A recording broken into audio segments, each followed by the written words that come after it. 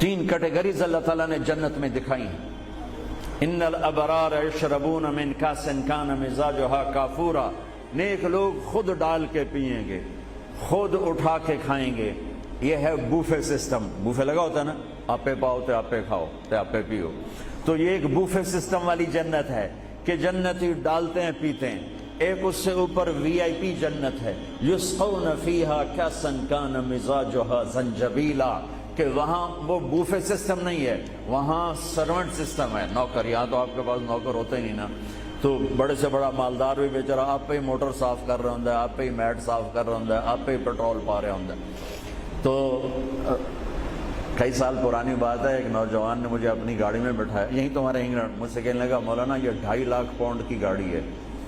میں نے کہا اس کے میٹ کون دھوتا ہے؟ کہا ہم خود ہی دھوتے ہیں۔ میں کہا ساڑی سزوکی تھوڑے کول چنگی ہے، ساڈا ڈرائیور دھوندا ہے سارے۔ تو یسقون فیہا کاسا کان مزاجھا زنجبیلا، ایک وی آئی پی جنت ہے جہاں پلانے کے لیے نوکر ہوں گے، جہاں پلانے کے لیے فرشتے ہوں گے، جہاں پلانے کے لیے جنت کی لڑکی ہوں گی۔ میرے نبی کا فرمان ہے جنت کی لڑکی 7 سمندر میں تھوک ڈالے۔ میرے کتنے سمندری سفر ہوئے، ہر سفر میں میں یہ حدیث یاد کرتا ہوں تو پاگل ہو جاتا ہوں۔ سمندر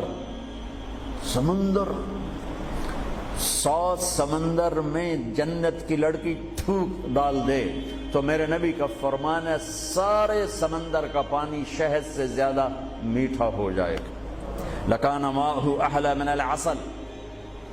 وہ کیا چیز ہے؟ سورج کو انگلی کے فنگر ٹپ دکھا دے تو سورج اللہ کی قسم نظر نہیں آئے گا، جیسے سورج کے سامنے ستارے غائب ہو جاتے ہیں، چہرہ نہیں، صرف فنگر ٹپ کے سامنے سورج غائب ہو جائے گا تو اس کا چہرہ کیسا ہوگا، اس کا ہاتھ کیسا ہوگا؟ بِأَيِّ بَنَانٍ تُعَاطِيهِ۔ میرے نبی کا فرمان ہے کن ہاتھوں سے تمہیں پیش کرے گی جام کہ اس کی انگلی کا ایک فنگر ٹپ سورج کو دکھا دو، سورج نظر نہ ہے، وہ پیش کرے گی۔ اور اس کے جسم پہ 100 جوڑے ہوتے ہیں، ایک جوڑا نہیں ہوتا، 100، اور ہر جوڑا دوسرے جوڑے میں نظر آتا ہے، اور اس کے جوڑوں کے اس کا جو فراق ہوتا ہے، اس کا جو لہنگا ہوتا ہے، وہ 3 میل کے دائرے میں گھوم رہا ہوتا ہے، 3 میل کے دائرے میں۔ اور یہ اس لیے ہے کہ جنت کے لباس کا وزن کوئی نہیں، اس کا وزن ہے، یہ ویسٹ کوٹ کا وزن ہے، اب تھوڑا وزنی لگ رہی کہ گرمی محسوس ہو رہی۔ جنت کا جو لباس ہے اس کا دھاگا نور سے بنا ہے، نور کا وزن نہیں ہوتا، تو 100 پہنے یا 1000 پہنے، 100 جوڑے اللہ بندوں کو بھی پہنائے گا، جنت کی لڑکیوں کو پہنائے گا، 100 جوڑے میں اس کا جسم چاندی کی طرح چمکتا نظر آئے گا، وہ اس کی طرف بڑھے گی، ایک قدم جب اٹھائے گی 1 لاکھ ناز و انداز اپنے خامد کو دکھائے گی۔ یہ وی آئی پی لوگوں کی جنت ہے، ایک وی آئی پی، چاہے لکھاں وی لا دو، لکھاں کروڑوں وی آئی پی۔ وہ ایک سب سے بڑی جنت ہے جس میں سارے غریب لوگ ہوں گے، مالدار بھی ہوں گے بس تھوڑے، غریب زیادہ ہوں گے، ریڑھی والے، تانگے والے، رکشے والے، ٹھیلے والے، وہ سب سے وی آئی پی جنت میں ہوں گے کہ وہاں جو پلانے والا ہوگا، نہ حور، نہ خادم، نہ فرشتے، نہ بیگم، نہ بیوی، نہ نوکر، وہاں پلانے والا اللہ خود ہوگا۔ وَسَقَاهُمْ رَبُّهُمْ شَرَابًا طَهُورًا، وہاں پلانے والا خود میرا رب ہوگا، میرا اللہ ہوگا، میرا اللہ ہوگا۔ اور جنت کا ایک چشمہ، اس کا نام ہے تسنیم، ایک دریا تسنیم۔ باقی سارے دریا چشمے زمین پر چلتے ہیں، جو تسنیم ہے وہ زمین پر نہیں ہے، وہ ہوا میں چلتا ہے۔ تسنیم کہتے ہیں سنام ہوتی اونٹ کی کوہان، ایسے تو وہ پانی یوں چلتا ہے، یوں چلتا ہے، یوں چلتا ہے، اور ہوا میں چلتا ہے، ہوا میں نہ ادھر گرتا ہے نہ ادھر گرتا ہے۔ سبحان اللہ، پتہ نہیں کیا چیز اللہ نے بنائی۔ جب وہ چاہے گا، تسنیم سب سے اعلیٰ درجے کی شراب ہے جنت کی، سب سے اعلیٰ درجے کی شراب تسنیم ہے، جو اللہ جنت الفردوس والوں کو خالص پلائے گا، نیچے والوں کو ہمیں تھوڑا جا قطرے 2 قطرے ڈال کے دے گا۔ وہ ہوا میں اڑتا ہوا چشمہ ہے، اور ایسا حسین ہے، ایسا وہ دل فریب ہے کہ اس کو بیٹھ کر دیکھنا چاہے گا تو ہزاروں سال دیکھنے میں مست ہو جائے گا، پینا اس کے بعد کی چیز ہے۔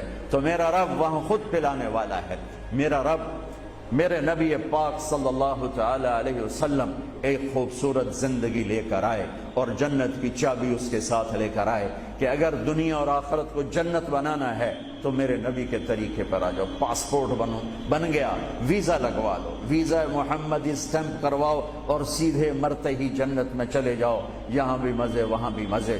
میرے نبی کی زندگی ایک خوبصورت نمونہ ہے. ایک حدیث سنا کے میں بات ختم کرتا ہوں.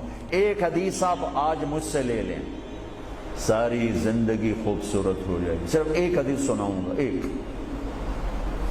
اور پوری زندگی میں رنگ بھر جائے گا، پوری زندگی میں رنگ بھر جائے گا. صرف ایک حدیث. میرے نبی نے فرمایا اربع اذا كانت فيك لا يضرك ما فاتك من الدنيا، اربع من كن فيه ما ضره ما فاته من الدنيا. میرے نبی نے فرمایا 4 باتیں مجھ سے لے لو. چلی نہیں 4 سوکھا سوکھا کام ہے. فرمایا میرے نبی نے صرف 4 گلاں میرے کو لے لو تو موجاں کرو ویملے وچ بھی تے جنت وچ. صرف 400 نہیں، 4000 نہیں، 50 نہیں، 100 نہیں، 10 نہیں، 4. کہا میری امت 4 باتیں مجھ سے لے لو، موج کرو، جہاں مرضی رہو موج کرو، موج ہی موج. کہا یا رسول اللہ، ارشاد فرمائیں. آپ نے فرمایا صدق حدیث، ہمیشہ سچ بولنا، جھوٹ نہ بولنا. ساڑھے تو پہلے تو کلی اڑ گئی نا، وکٹ ہو گئی، کیچ آؤٹ نہیں، وکٹ. میرے نبی نے فرمایا صدق حدیث، سچ بولنا، جھوٹ نہ بولنا. حفظ و امانت، کبھی کسی کو دھوکہ نہ دینا، کبھی کسی کے ساتھ 2 نمبری نہ کرنا، ہمیشہ دیانتداری کے ساتھ چلنا، ہمیشہ دیانتداری کے ساتھ چلنا، کسی کو دھوکہ نہ دینا، کسی کے ساتھ فراڈ نہ کرنا. میرے نبی نے فرمایا ایک اور حدیث جو یہ 2 صفتوں کی وضاحت کے لیے، صدق اور امانت، سچائی اور امانت داری. آپ سب ماشاءاللہ جانتے ہیں کہ ہمارے نبی کو کافروں نے جو ٹائٹل دیا وہ صادق اور امین کا دیا. اگر آپ مجھ سے سوال کریں اسلام کو 2 لفظوں میں سمجھاؤ تو میرے پاس جو 2 لفظ ہیں وہ علماء نے بتائے ہیں، سچائی اور امانت داری، دیانتداری. آپ مجھ سے پوچھو سارے کفر کو 2 لفظوں میں بتاؤ، سارے کفر کو 2 لفظوں میں، تو میرے پاس 2 لفظ ہیں جو علماء نے بتائے ہیں، جھوٹ اور فراڈ، جھوٹ اور دھوکے بازی. جھوٹ اور دھوکے بازی ساری دنیا کا کفر اس میں جمع ہے، اور سچائی اور امانت داری ساری دنیا کا اسلام اس میں جمع ہے. میرے نبی نے فرمایا میرا امتی ہر گناہ کر سکتا ہے، 2 کبھی نہیں کرے گا، 2 کبھی نہیں کرے گا. ایک جھوٹ کبھی نہیں بولے گا، ایک دھوکہ کبھی نہیں دے گا. لیکن میں درد سے کہتا ہوں مسلمان نام ہی جھوٹے کا پڑ کے، اور فراڈیائی مسلمان ہے، اور جھوٹائی مسلمان. جو غیر مسلم ہے اسے جھوٹ سے نفرت ہے. ہم کلمہ پڑھنے والے رج کے ٹکا کے جھوٹ بولتے ہیں، ٹکا کے دھوکہ دیتے ہیں. جسے موت ہے ہی نہیں، یا موت کے بعد کوئی پوچھنے والا نہیں ہے.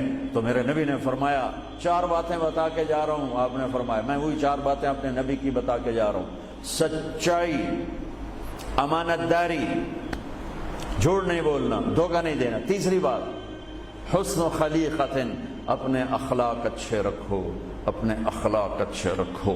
معاف کرنا بھی سیکھو، معافی مانگنا بھی سیکھو، درگزر کرنا بھی سیکھو، اور جھکنا بھی سیکھو. سخاوت سیکھو، محبت سیکھو، دلداری سیکھو، تواضع سیکھو، عاجزی سیکھو، خدمت سیکھو.